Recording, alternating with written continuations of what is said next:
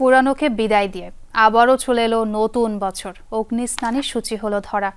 নতুন বছরকে বরণ করে নিল বাংলাদেশের পাশাপাশি বিশ্বের বিভিন্ন দেশের প্রবাসীরা।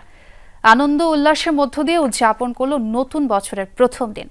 প্রবাসীদের বিভিন্ন সাংস্কৃতিক ও ব্যবসায়ী সংগঠনের উদ্যোগে বিভিন্ন দেশে অনুষ্ঠিত হয়েছে নববর্ষের নানা আয়োজন। বছর ঘুরে চলে এলো আরও একটি নতুন বছর। শুরু হলো বাংলা নববর্ষ 1432।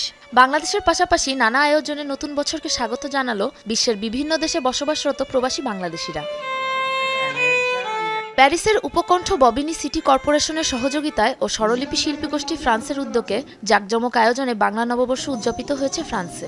নববর্ষ উপলক্ষে ছিল মেলা ও সাংস্কৃতিক অনুষ্ঠানের আয়োজন। প্রধান অতিথি ছিলেন ফ্রান্স বাংলাদেশ বিজনেস ফোরামের সভাপতি সাত্তার আলী সুমন, স্বরলিপি শিল্পী গোষ্ঠীর সভাপতি নজরুল ইসলাম চৌধুরীর সভাপতিত্বে এবং সাধারণ সম্পাদক শাকিল সরকারের সঞ্চালনায় অনুষ্ঠানে বক্তব্য রাখেন কমিউনিটির বিভিন্ন নেতারা। সকলকে স্বরলিপি পরিবারের পক্ষ থেকে বাংলা নববর্ষের শুভেচ্ছা।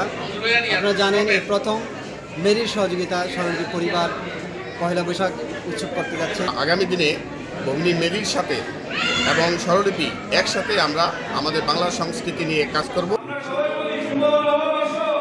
নববর্ষকে বরণ করতে কোনো রকম কমতি রাখেননি যুদ্ধবিধ্বস্ত লেবাননের প্রবাসীরা। দেশটিতে অবস্থিত বাংলাদেশ দূতাবাসের আয়োজনে জমকালোভাবে উদযাপন করা হয় বর্ষবরণ আয়োজন। রাজধানী বৈরুতের আল ক্লাসিকো স্টেডিয়ামে দূতাবাসের কর্মকর্তাদের সাথে নিয়ে ফিতা কেটে মেলা উদ্বোধন করেন চার্জ দি অ্যাফেয়ার্স মোহাম্মদ আনোয়ার হোসেন, যেখানে ছিল বৈশাখী শোভাযাত্রা, প্রামাণ্যচিত্র প্রদর্শন, বিভিন্ন ধরনের দেশীয় খেলাধুলা, নাচ গান ও কবিতা।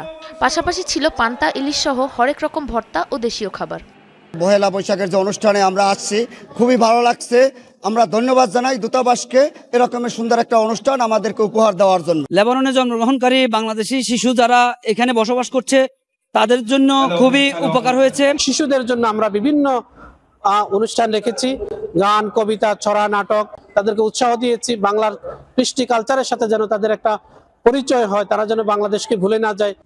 স্পেনে প্রবাসী ব্যবসায়ী সংগঠন বিজনেস অ্যাসোসিয়েশনের উদ্যোগে আয়োজন করা হয় ঈদ পুনর্মিলনী ও বর্ষবরণ আয়োজন। বার্সেলোনার স্থানীয় একটি রেস্তোরাঁয় আয়োজিত এই অনুষ্ঠানে সভাপতিত্ব করেন সংগঠনের সভাপতি শিপলু আহমেদ নিয়াজি এবং পরিচালনা করেন সাধারণ সম্পাদক জসিমউদ্দিন।